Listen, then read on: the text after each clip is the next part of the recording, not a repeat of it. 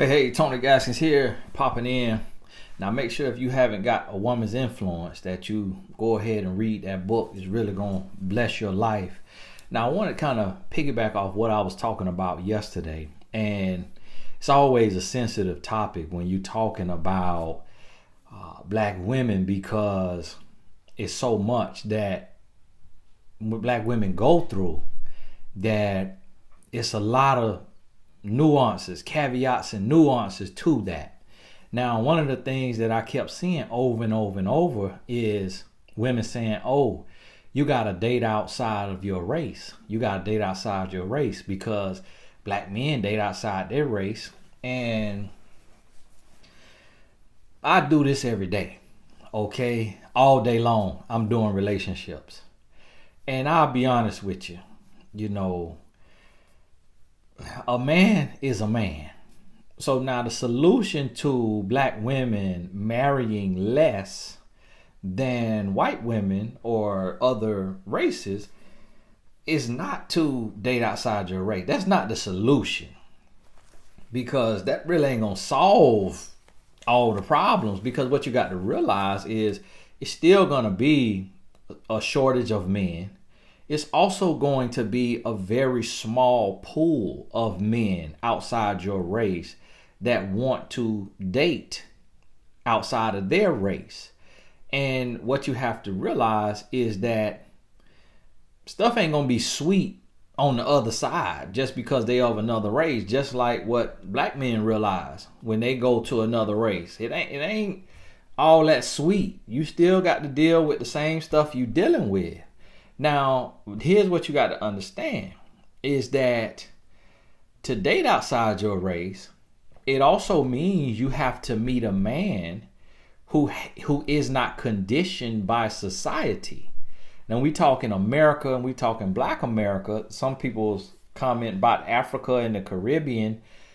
We not talking about all that. Okay, it's an African YouTuber or a Caribbean YouTuber that can address those. I'm talking about blacks in America, all right, who born in America. If you outside of that, then everything not for you. Not every message is going to apply to every race and every nationality, and you got to understand that. Get what's for you and let the rest go. So understand that first and foremost. Now, what you have to realize is that the same way black men are conditioned to focus on money and not focus on the family and to get wealth. And the reason why black men are like that is because we've been made to feel like nothing. We've been made to feel inadequate and less than. An example I was giving yesterday about how the first thing a white man notices is my watch. Because in his eyes, my watch puts me on his level. Because he is asking himself, how did you go through 400 years of slavery and then even to this day dealing with discrimination and prejudice and pass me financially? That's the question that's kind of going, like, he doesn't respect me because I have a wife. He don't look at me any different because I have a wife, because that doesn't affect his life. That don't change his life if he's that way. But when he see I'm gaining wealth, now he knows with wealth comes some power, comes some influence, comes some say so. Because if I'm gaining wealth and I can buy the plaza, now I can put who I want in my plaza. Now I can go down to City Hall and you got to listen to me because my plaza generating millions of dollars and I'm paying taxes to this city, to this county, to this state, to this country. So you got to hear what I got to say at City Hall. You see what I mean? So that is what happens is black men see that if they build themselves up in business and financially, they get a seat at the table. But if he's broke, he don't get a seat at the table. So men don't realize, what black men don't realize is that if you want to build your money up, you need to get your queen and build with her. Get your queen and build with her. And if you happen to meet and build with a black woman, now you actually build faster than you do when you interracial. Now, a lot of people don't want to hear that. The reason why you build faster is because this is what you got to realize. When you go down to get a signature, to get your loan, that underwriter might be white. I'm in the South. If that underwriter don't like the fact that you a black man and you got a white woman, that underwriter, it's a human. It's not a computer system. I remember, this is a real story. I remember in high school, I had a white girlfriend. And I met her at a game, just being young. Started talking. I was a star basketball player. She was, star athlete at her school. I put up 25 on her team. And they had some good players, and I gave them 25. I was nice. And somehow got back to me. She liked me or whatever, and we started talking. I remember her dad went down to my dad's church. My daddy had a church for 7 years. Went to meet with my dad at the church and said, listen, now mind you, this the new millennium. This was the new millennium, okay? This was 2000, 2001. Y2K, you hear me? He told my daddy, he said, listen, if my daughter dates your son, my daughter's not going to get a volleyball scholarship. If the coach comes to our house to talk to her and sees a picture of her and your son, like what they've taken, and she making these poster boards, that coach is not going to sign her. And when she finishes college, if she has a black husband, the job is not going to hire her. This is what he said. This was the new millennium. You see what I'm saying? So he was telling my daddy, look, this what I know that you don't know. Because I'm over here. I'm behind the trenches. Like, you don't get to sit at my table. This what I hear my people saying. So I'm here to tell you, we got to break up my daughter and your son. My daddy came and told me that. He said, son, this is what he said to me. And I told her, and she was like, no, I do not care. I love you and I will fight for you. I said, listen, I know you want to fight for it, but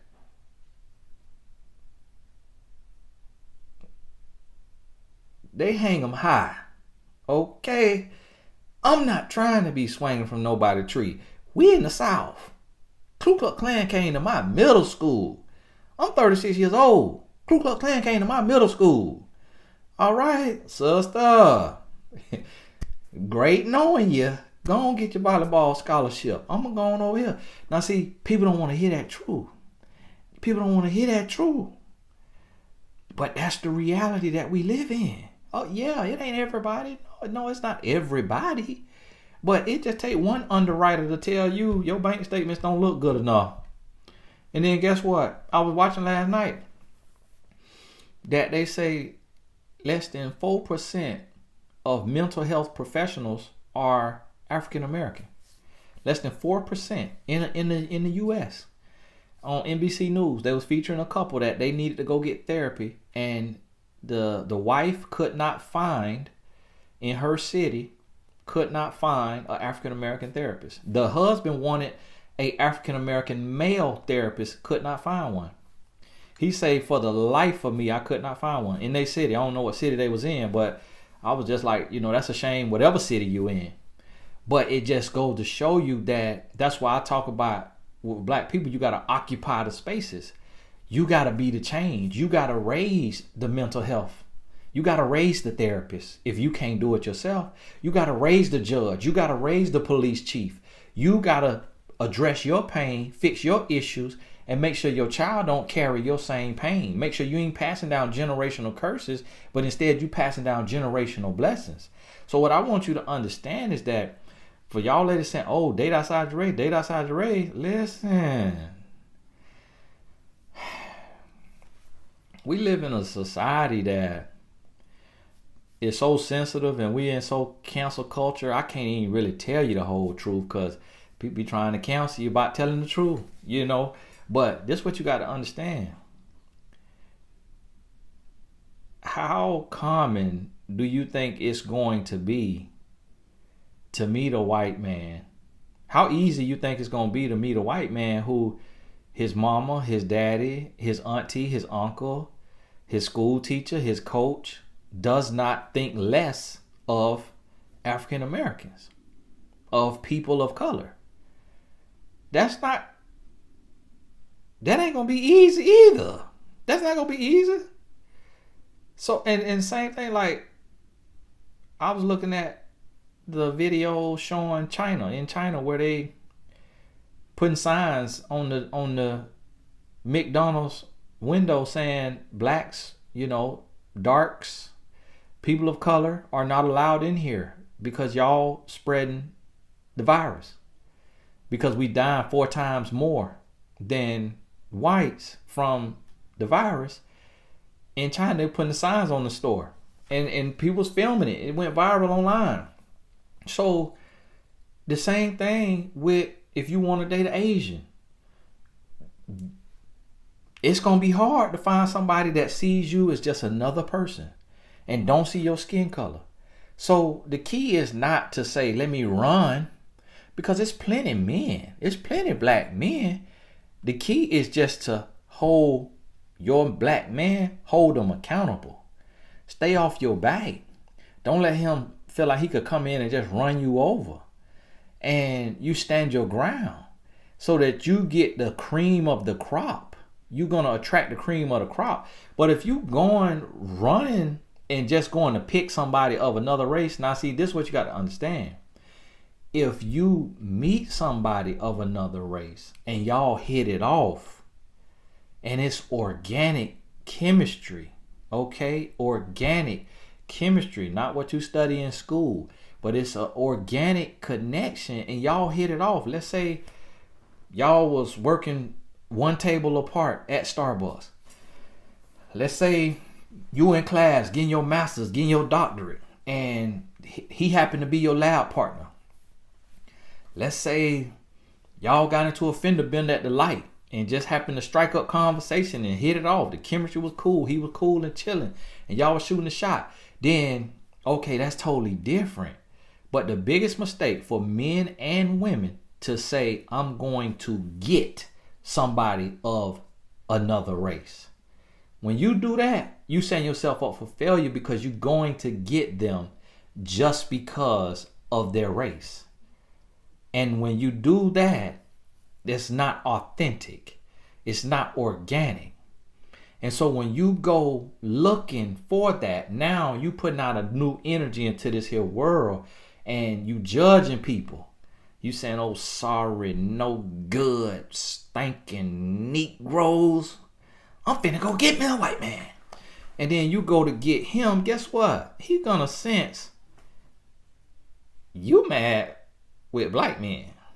Because whenever we talk about black men, you be trashing black men. Like, are you happy to be black? Do you want to be black? Because this him talking now. This Tom. This not me. Because he like, listen, when I was coming up, they called me white chocolate because I just always love me black people. I love black people. So they used to call me white chocolate, But, I kind of sense something when we're talking like, are you bitter towards black men? Like do you embrace your skin? Because I love your skin, Latasha. Do you embrace your skin? So guess what? If you get angry with your men of your same race and you go to look for another man of another race just because he's of another race, you setting yourself up for failure. So here's the key. and this for men and women, all right? This for men and women. When you looking for love, you first gotta look within. You first gotta heal you. You first gotta work on you. It's really not even about color. Relationships not failing because it's two black people. Relationships not failing because it's two white people. Most of all the white people I know have gone through a divorce. But we don't talk about that. Like when you really look at the couples that's been together 20, 30, 40 years, a lot of times that's black couples. Most of all the white couples I know have been through a divorce. But we don't talk about that. So it ain't just like one race better at love than the other. No. It's just one race definitely got more trauma in America than the other from 400 years of slavery. And then all the discrimination and all the Jim Crow laws. It take a lot of healing. It take a lot more healing. So you're going to have some issues. But guess what? The beauty about a relationship is not just to throw in the towel on somebody, but to build together, to hold one another accountable, to hold each other accountable, and to build together. That's the beauty about it. Now, if you happen to meet somebody of another race and y'all hit it off, congratulations. Congratulations. Here go a cookie. Here go a cookie. Congratulations. Congratulations. But if you go out looking for that, you setting yourself up for failure. You running into more problems because listen, if you think the rate of same race relations fail, you don't want to know the rate of interracial relations failing because it's so much societal pressure. See, with two people of the same race, you're going to go through less societal pressure. But when you date outside your race, you got your aunties looking at you crazy, your uncles looking at you crazy. I got a homeboy who he got a white girlfriend, and me and him real cool. She real cool. She kind of grew up around black people, so she talked with like a inner city slang kind of.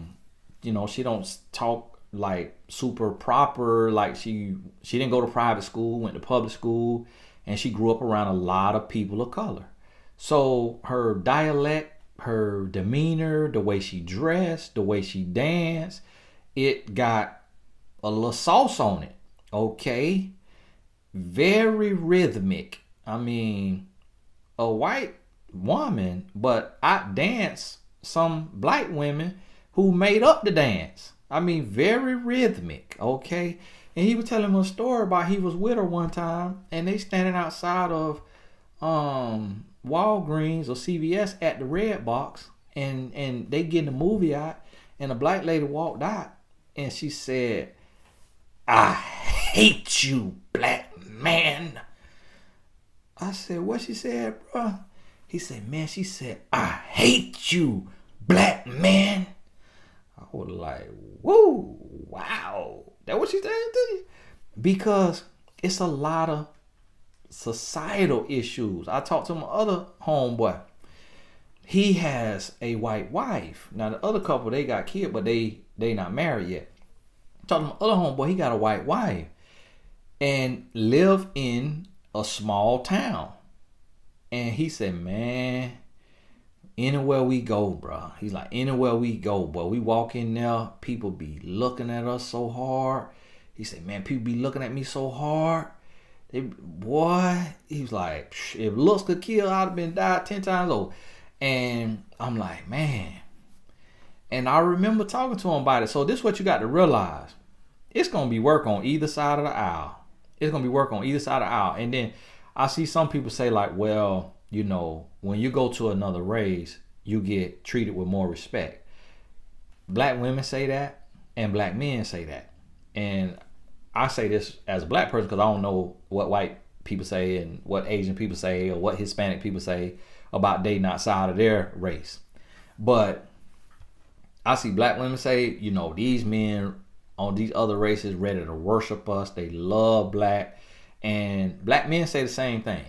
It was always the stereotype of black men. When we ventured out, I remember I was young, probably 5th, 6th grade. My cousin he was talking to a lot of white girls in high school. He was in high school, like maybe 10th, 11th, 12th grade. And I asked him, because I was a little kid. I say, hey, cuz, why you date white girl? And he said, cuz, you'll understand one day. And I didn't know. I'm like, cuz where we grew up, it really was taboo. So I was like, I ain't gonna never understand that. What the world is you doing? And so this real talk now, everybody don't want to hear this, because a lot of people too fake to talk about this. All right, this real talk, it's painful. I might have to turn the comments off on y'all, because y'all get to go to bashing people. This ain't about bashing. I'm just explaining to you what's out here, what's real. Okay, from being in it and then now being a coach, dealing with relationships every day. And so when I got older, that's what it was. It was all of my homeboys, black guys, everybody at least once had to get outside their race, because we were so curious to see what it was like. But see, this is what you got to understand when you date outside of your race, is a lot of times just how you are experimenting because things didn't go right within your race, or you didn't like the treatment you were getting within your race. So you go outside of your race to see what's out there. That's an experiment. That's stepping outside of your comfort zone, and you getting out, you want to smell the roses. What happens is, very rarely is there organic connections because of the underlying reasons of why you're dating outside of your race. And so what happens is the same thing is happening on the other side. The white man may be like, they say blacker the berry, sweeter the juice. I am so curious to know, like, what LaQuisha tastes like, smell like, look like. Hey, listen to me, Bob. I'm telling you, man. Them black women, they say once you go black, you don't go back. Come on now. And the same thing with black men. When black men go over outside of their race, the same thing happening. They saying, boy, woo, boy, you better get you one, boy. Boy, that thing be fire. You know what I'm talking about? Slang on that microphone. Boy, hey, bro, listen to me. And then guess what? Now you know when I was dating Keisha, right? All right. Here come my birthday. Keisha, man, listen.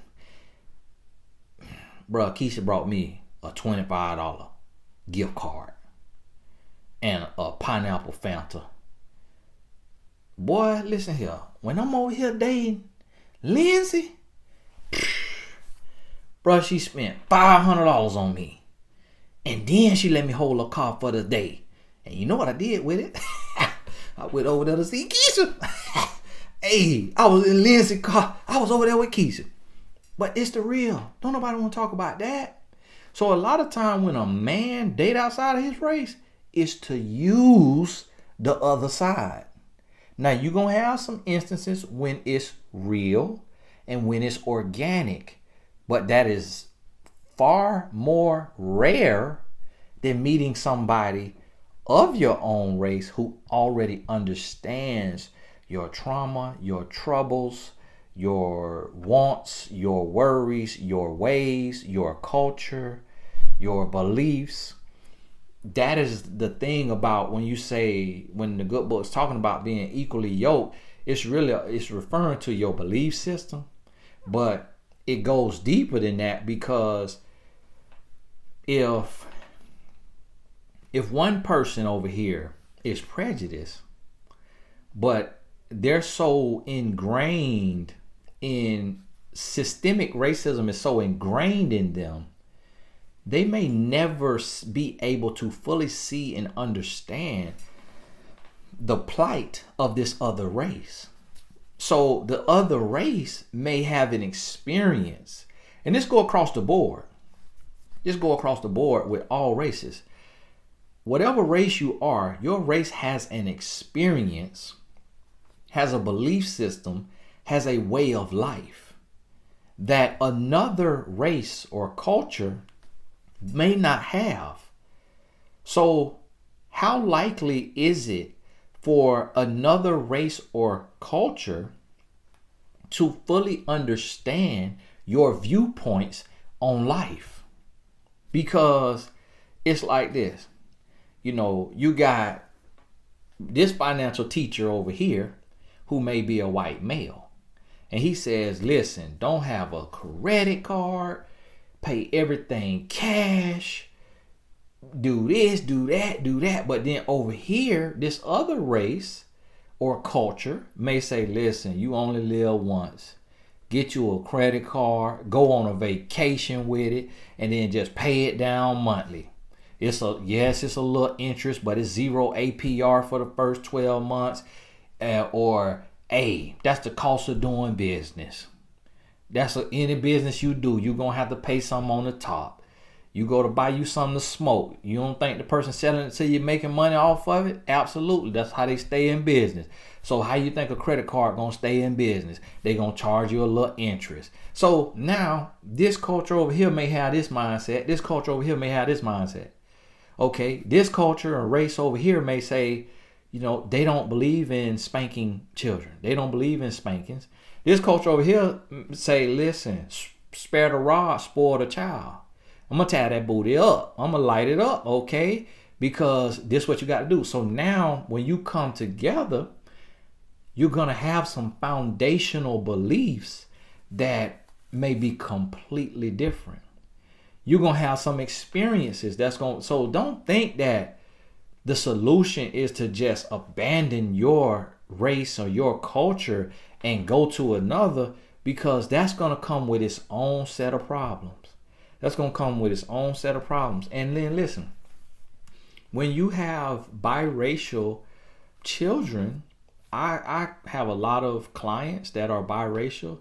Growing up, I had friends that were biracial. Listen, if you biracial, a biracial person could tell you that it's confusing at times, depending on where you live. And we'll just use black and white for an example. A lot of times biracial children go through a period in their life where they say, listen, I don't feel white enough and I don't feel black enough. And I remember a sixth grader, and I was in school. He was 4 years younger than me. He was in sixth grade. His dad was white and his mom was black. And his parents ended up getting a divorce, just like a white couple or just like a black couple. They went through a divorce. His parents went through a divorce. But I remember he wrote an essay and he let me read that essay. And that essay, he said he feels like an Oreo. Now, Oreo, black on the outside, the cookies and the white. This was his words. He was in the sixth grade. He said he feels like an Oreo. And he said he's torn. He said, I'm torn because I love my dad, but he's white. I love my mom, but she's black. When I'm with white people, they pick on me and call me black, and I'm not white enough. When I'm with black people, they pick on me and call me white, and I'm not black enough. So I don't feel white enough. I don't feel black enough. I feel lost in the middle. There was a sixth grader, and he was torn.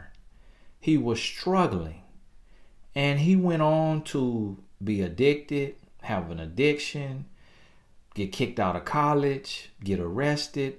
He never came to terms. Now, it's some who manage it perfectly. But again, that's a struggle that you may have to confront. So understand this. A relationship, in whichever way you want to do it, if you want to date outside your race, if you want to date inside your race, it's going to be work either way. It's going to be work either way, but it's actually going to be more work in an interracial relationship because unfortunately we live in a prejudice society. We live to where every race, the majority of the people feel like they are different or better than other races. So, and it's across the board. It's across the board. It's a lot of Asian people that do not want their Asian daughters to date a black man. It's a lot of Hispanic. In Los Angeles, it was gang wars between the races. There's gang wars everywhere between races in the prison system. What you see in prison, when you watch the prison movies, you see the Mexicans versus the blacks. You see the white supremacists or white nationalists versus the blacks or versus the Mexicans. What is it? It's divided by races. So what would make you think that it's just finna be sweet when you go to interracial date? No, that's a whole nother set of problems. So listen, my point on this is don't look at interracial dating as a solution to your loneliness, to your misery, to your relationship troubles. Don't look at it as a solution. If it happens, it happens. If it's organic, if it's pure, then you can make it work. But if that is your strategy, if that's your plan, you're going to fail miserably. Or you just going to have to just turn a blind eye to the troubles, to the issues that you face into the real world. And if you turn a blind eye as a parent, guess what? Your child not going to be able to turn a blind eye because they're going to be thrust into the blender of prejudice and racism that they're going to need to learn how to navigate. And even my son, my wife is black, but both of her parents are from Jamaica, and her mom is a black Jamaican, like, African Jamaican, come from Africa. Her dad is Indian.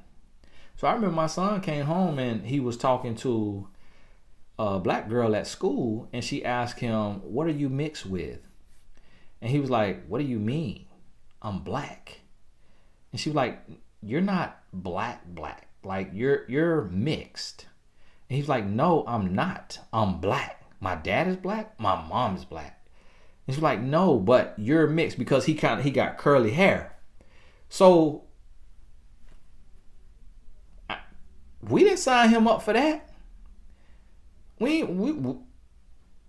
He came home fire hot.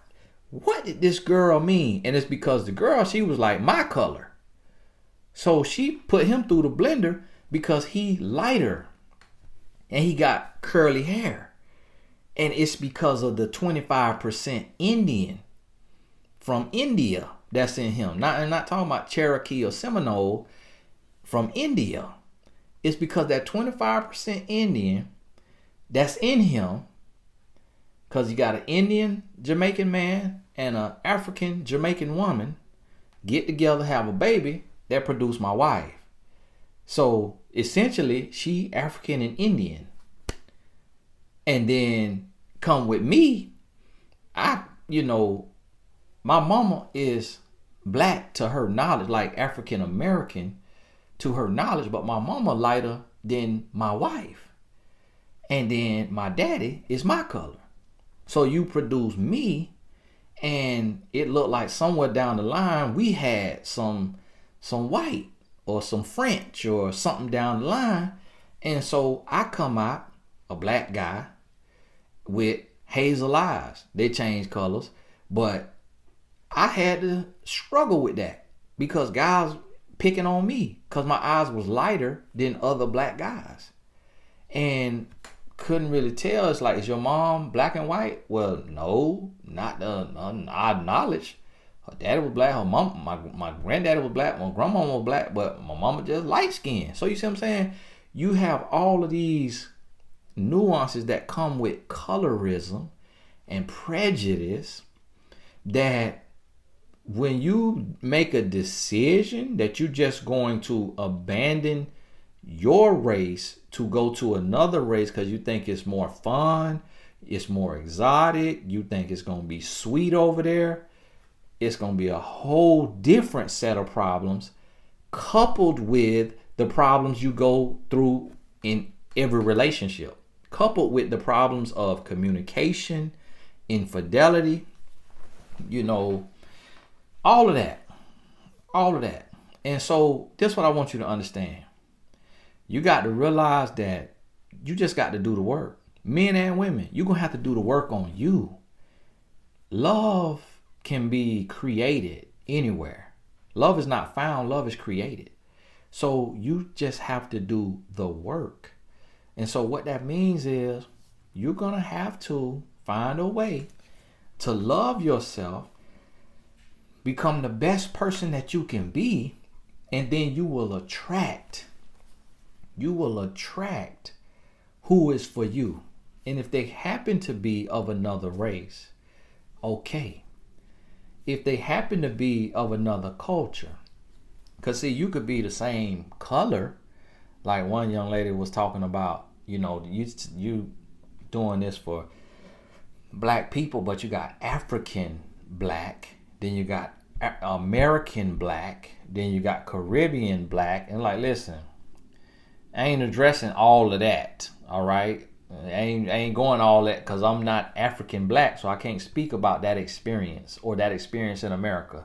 I'm speaking about my experience and from where I'm at, and as a coach, doing this every day, dealing with thousands of different cases throughout the year, okay? But regardless, I have clients that is African, African, from Africa, and white from another country. They got together, had kids, got married, and guess what? Got a divorce. It wasn't sweet. So she could have looked at it like, oh, he gonna appreciate me and he gonna love me and cherish me because he's of another race and my own people don't do that. So, or the men of my race don't do that. Let me go over here. Boom. Went through a divorce. Just like I told you, my friend who was biracial. His dad was white. His mom was black. Went through a divorce. Relationship problems gonna be in whatever type of combination you get into. Whatever situation you get in, you're gonna have relationship issues that you got to work through. But when you go interracial, now you got to be ready for another set of issues from society, from prejudice, from racism, from systemic racism, from inherent, underlying racism, secret racism, secret prejudice. You got to be, because you're a human. You know your own prejudices. You're not a bad person. Now, in the comments, you perfect. In the comments, everyone is equal. I do not know what you're talking about. And you are dividing the races and you are being racist and you are making the situation worse by telling these lies and these fallacies and all of this you are promoting. I am ashamed of you. You know what? Unsubscribing. And in the comments, oh, you perfect. In the comments, oh, the world perfect. In the comments, oh, ain't no color. Everybody's equal. Interracial is such a breeze. Interracial relationship, such a breeze. No, it's going to be real in the field. You're going to have your own set of issues that you got to work with. And no, a white man don't see a black woman no better than a black man see a black woman. How you think a white man gonna appreciate you better than a black man? And vice versa. A white woman don't see a black man no better than a black woman see a black man. How you think when this person raised in another culture that does not love and respect your culture? So how you think stuff gonna be sweet over there? No, it's gonna be issues. It's gonna be problems. Somebody commented one time and was wrote me a question and was talking about she's on one of the live Q&As. A black lady asked a question. She said, "Hey Tony, I don't know what to do with this or how to feel about this because we were at my mother-in-law's house and she was on the phone, and we're there with our black daughters. I think that's what she said. Our black kids, which is biracial. Her husband white, and his mom is white. And she said the mom was on the phone and said something, that black B, and put black in front of the B word as to say like she worse of a B because she a black B. And she was like, I'm fire hot. I don't know what to do. I don't know how to handle this. What should I do? That's the reality of it. Like, she was being real. She wasn't in here capping like, you know what? I left the black men and went over to Tom and Larry, and they treat me like a queen, and their mother loves me, and everybody is just so on our side. Woohoo! No, it's gonna be issues. So listen, you first address every problem by looking within. What can I do to learn, to heal, to grow? Because when I learn and I heal and I grow, I elevate. And now I'm vibrating on another level. Now I'm clicking on all cylinders. So now the best of the best of the pickings, whatever race, whatever it is, I'm attracting the best of the best because I done grew and became in that upper echelon, a part of the best. So when you work on you and you love you and you have your standards, guess what? You may have to go through 5-6 people cutting them off. But that's life. That's everything. That's when you on a job search. That's when you on a car search. That's when you trying to get a house. Anything you do, you going to bump into no's. You going to bump into problems. You going to bump into some issues that you got to work through, that you got to work beyond. So understand that. Understand that and realize that the solution starts with you. Loving yourself, respecting yourself, men and women. This is for men and women. It starts with you, and then you're going to attract who you. I mean, when I say attract, I'm not talking about just who walk up to you. Because you're going to have all types walk up to you. But the one you need is going to come to you. You're going to attract the one you need, and you're going to realize it and recognize it and be able to ride off into the sunset and work on what you got to work on. But no, the answer to our relationship problems is not interracial dating. No. If it happens, it happens. If it's organic, it's organic. What I see in a lot of cases, it's not organic. In most cases, it's not organic. In most cases, it's not. In most cases, it is a person who is not a fan of their race. Not a fan of their race, not really feeling their people, and so they leave out of rebellion. In most cases, whatever race it is. In most cases, the interracial dating is somebody rebelling against their own out of anger or frustration. It's not just like an organic meetup. It's somebody that made up their mind. I don't like this. I'm going to get that. I'm bored by this. I'm going to get that. Hey, it's just the truth. Blood raw. I know everybody can't handle it. I know a lot of people don't want to confront it. And a lot of times, especially when you done did it. When you done did it. I'm telling you, I did it. But I could be honest about it. But when you done did it, when you done said, when you done looked down on your race, whatever race you are, when you done looked down on your race, or you done got angry, frustrated, fed up with your race, and you said, I'm going to get this race. A lot of time, when you done did it, like grandma used to say, hit dog holler, or hit dog holler, when the truth stepping on your toes, and you don't want to admit that you were operating from the wrong place. You don't want to admit that your reasoning was out of pocket, that you did it for the wrong reason. You did it because of resentment. You did it because of self-hate. Most of the time, that's what it is. Or you did it because of rejection, feeling like rejected by your own.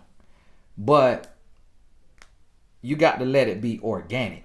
It got to be real. It got to be to where you out and about and you meet this person and they are authentic to themselves. They are authentic to themselves and you are authentic to yourself, and y'all come together and form a puzzle. See, what you'll notice a lot of times when you see interracial situation, whatever it is, however the makeup is, what you'll notice a lot of times is one of the parties or both parties identify with the other. So you'll notice that they have bought into the culture or the ideology or the lifestyle of the other race, and they're intrigued by it. They are in awe of it. They respect it. They envy it. And so that's why they want to date that race. But rarely do you find interracial couples where both parties have a great pride in their own race and culture. Rarely do you find that, because a lot of times when you date interracially, there's underlying motivation, whether it's frustration, whether it's rebellion, whether it's rejection. And so if you want to date interracially, you have to really evaluate your motivation. You got to look at the underlying root, like why? Like why? And is it legitimate? Is it a legitimate reason? Now, it's one thing to be open to multiple races and cultures. That's one thing, to be open to it. But to be fixated on it and motivated by it and directly pursuing a particular race other than your own because you are fed up with your own, that's dangerous. That's dangerous. But to be open, I coach a lot of people and they say, I'm open. Yeah, it really don't matter. You know, whoever I meet and I vibe with, they could be purple, they could be blue, they could be green, they could be orange. It don't matter. You know, I'm open because it's not about that. If that's your mindset, that's totally different. That's totally different. But if you saying, because I done coached a lot of, Caucasian women who said they want a black man because black men are more confident, or because black men are more muscular, or because black men have more swag, more personality. And so they want a black man for the aesthetics. So they made up their mind to get a black man because they think he is sexy. This, tall, dark piece of chocolate, edible. And it's sexy. It's cool. It's rebellious. It's, taking a chance. That's the wrong motivation. The motivation has to be, I met him. I saw him as a human. And he was a great person. But a lot of times it's for the aesthetics. And then I deal with I've heard many black men, including myself in my past, say, I want a white woman because they're less headache, because they're easier, because I can do more, I can get away with more. I get money from them, drive a car, get better gifts, do what I want to do. And she's going to shut up and listen. Whereas the black woman, she going to be barking and complaining, and she going to be, Really what that black man is saying, what he's saying is, I don't want to be held accountable. He's saying, I'm a piece of crap, but a black woman who was raised with men like me, she going to sniff me out a mile away, and she going to be on my head. She gonna let me know, listen here, sucker, I ain't with the game. You better get right. But if I go over here to this other race, Hispanic, Asian, white, they don't know my culture. They don't know my energy. They intimidated by me. They intrigued by me. So I could be lying and they can't tell it. But if I'm lying to a black woman, her brother just like me, Her daddy was just like me, so now she sniff it out. She call it out. Now I can't cheat in peace. So I'm going over here to another race so I could cheat in peace. So I can get treated like a king. And so a lot of times in these situations, the motivation is not pure from the woman or from the man. The same thing like a lot of black women. A lot of black women say they want a white man because got them wrapped around their finger, could whip them into shape, tell Tommy what he gonna do and what he's not gonna do. And Tommy, okay, all right, fine, that's what you want, fine. Oh my goodness, why do you have to be that way? What you said? What you said, Tommy? And so really get down to the bottom of it.